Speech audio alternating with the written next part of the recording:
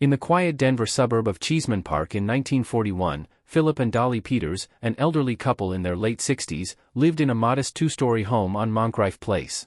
They were respected in the neighborhood. Philip, a retired railroad auditor, was known for playing the mandolin and attending lodge meetings.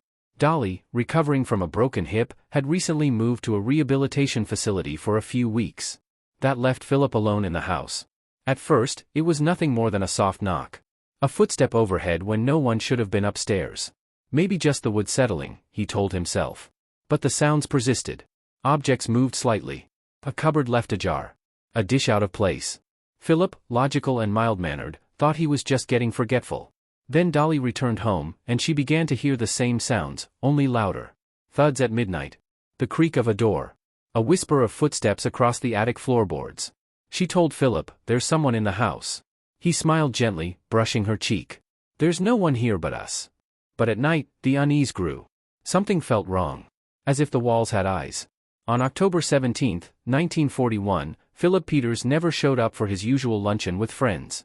Concerned, a neighbor let herself into the house and found Philip's lifeless body in the hallway.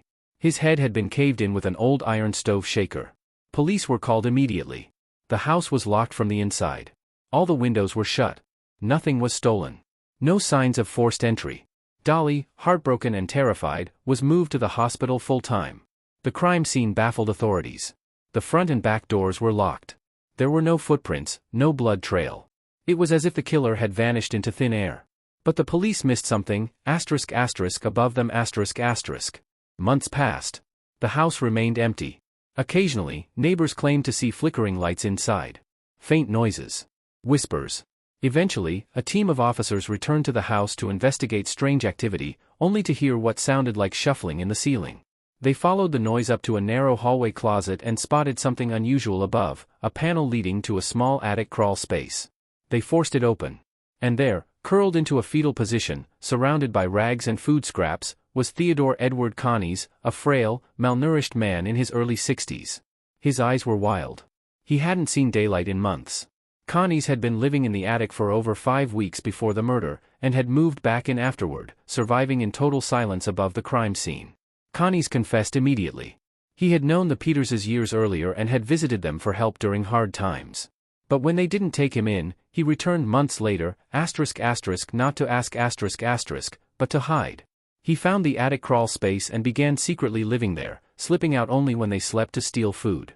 On the day of the murder, Philip had caught Connies in the kitchen. Startled and desperate not to be discovered, Connies beat the old man to death, and scurried back into the attic before police arrived, hiding undetected the entire time. The Denver press dubbed him the Denver Spider-Man. He was sentenced to life in prison. And Dolly, upon learning the truth, reportedly said, "I always knew someone was there. I could feel it, watching." The house still stands. Residents over the years have claimed to hear footsteps in the attic. Scratching. Breathing. Whether it's just echoes of the past or something else, is for you to decide.